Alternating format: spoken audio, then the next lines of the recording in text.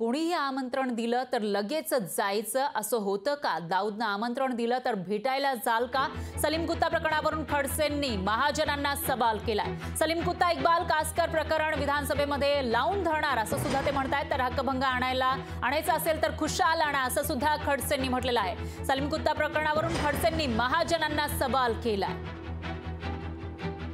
अधिवेशनामध्ये आम्ही या प्रकरणाची सलीम कुत्ता असेल का इक्बाल कासकर असेल किंवा त्याची सख्खी बहीण जी असेल, या प्रकरणामध्ये ज्यांनी स्वतः तिथं जेवण घातलं, मंत्र्याला माहीत नसतं का हे?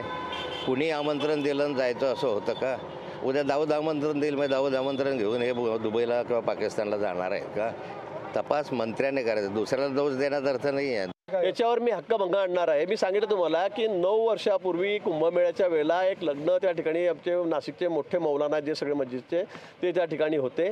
त्यांनी खूप आग्रहाचं आमंत्रण आम्हाला सगळ्यांना दिलं होतं. सगळं नाशिक शहर त्यातले सगळे प्रतिष्ठित आमदार खासदार सगळे त्या लग्नात हजर होते. आता त्या लग्नामध्ये समोरचे लोक कोणी आक्षेपार्ह होते असं त्यांचं म्हणणं आहे. आता आम्हाला ते माहीत नाही. नाशिककरांच्या मौलांनी आम्हाला त्या ठिकाणी बोलवलेलं होतं, म्हणून आम्ही सगळेजण नाशिकमध्ये मोजून सगळे लहान मोठे सगळे जण त्या ठिकाणी त्या लग्नामध्ये हजर होतो. हे मी मान्य करतो. आणि हे 10 वेळा टीव्हीवर दाखवलं गेलेलं आहे.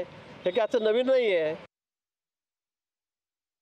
पण बघितलेलं आहे कशा पद्धतीनं सलीम कुत्ता प्रकरणावरून आता खडसे आणि महाजन यांच्यातला वाद पेटल्याचं पाहायला मिळतंय. तर खडसेंनी टोला लगावलेला होता. जे स्पष्टीकरण महाजन यांनी दिलं होतं त्यावरून खडसेंनी सवाल उपस्थित केला.